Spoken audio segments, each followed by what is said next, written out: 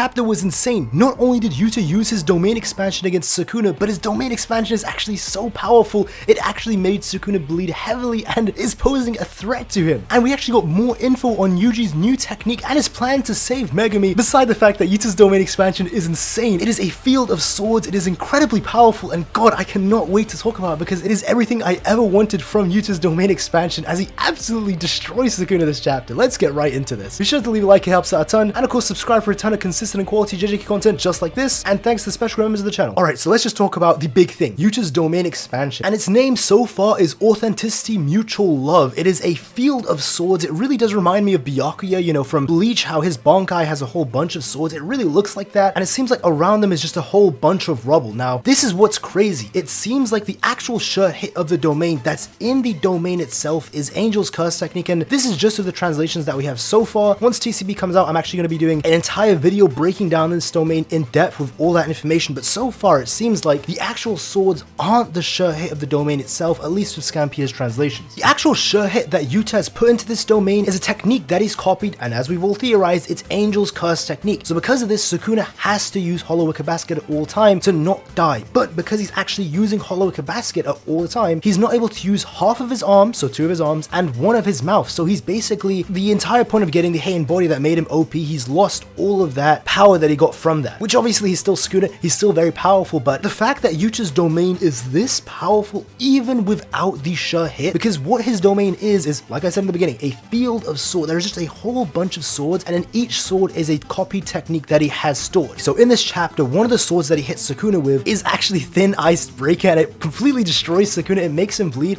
And this was actually something I was talking about earlier in an older video, how Thin Iced Breaker is a technique that actually breaks any and all defense, even if the person is stronger than you or has better output and reinforcement. So it's also possible that the Thin Iced Breaker is stronger while in the domain, because remember, you do get a at least 120% buff to your curse technique while in your own domain, not even including the sure hit. But regardless, it seems that the sword vanishes, but Sukuna does say that you can actually attack with unlimited curse techniques copied. So unless it's referring to all the techniques that he's copied and it vanishes, or you actually just have an unlimited amount of use for each curse technique. So even though he's used Thin Ice Breaker, he could use it again with a sword. It is pretty goddamn powerful, and it looks really cool. It looks very badass. It's something I really didn't expect from GEGE, because it's one of those traditionally cool things that you'd see in most shonen, but not all the time in JJK, where it's not an overcomplicated curse technique, it's nothing with some insane explanation. No, it just looks badass, and it really is badass, because this is what many of us have been theorizing. It's not that crazy, you know, all of us did think that his curse technique would basically allow him to use the copied abilities that he could use, maybe to more efficiency, or use multiple at once, or maybe the sure hit of the domain would switch with whatever curse technique he's got active. But this is even crazier than I could have imagined. So not only can he use any of the curse techniques with all the swords around him that he's copied unlimited times apparently, but he can also actually use a technique that is embedded into the sure hit of the domain. So in this case, it's Angel's Curse technique, which is constantly nerfing Ryoma and Sukuna. And I just want to say, I've been tweeting all about it, and especially the hours leading up to this, I told you guys, don't doubt Yuta, he's gonna cook up Sukuna. I literally tweeted that 2 hours before it came out, and that's specifically to all the Yuta haters. I don't know why there's so many Yuta haters. I used to be one, but I've reformed, you know, I've changed my waves over the past couple months. So to all my Yuta fans out there, you knew what was gonna happen. We all knew Yuta would cook, and we love to see Yuta go hard. And now just to talk about the Yuji stuff at the end, I thought it was pretty interesting because it's just one page, but it's very important what Sukuna actually says from this one page. Sukuna says, from the brat's hit, so a brat being Yuji of course, he's going to pull me out of Fushiguro's body. And he says, good for you, you've got a roll. So clearly whatever Yuji's been doing, we did see him punch Sukuna, and there was that whole, you know, hazy effect where we see Sukuna kind of shakes up, and a lot of people theorized, myself included, that maybe it's either blood manipulation, specifically from death painting, or it's soul technique, you know, whatever he learned from Yuki's book, and he's actually separating the souls. It's still not clear which one it is, but I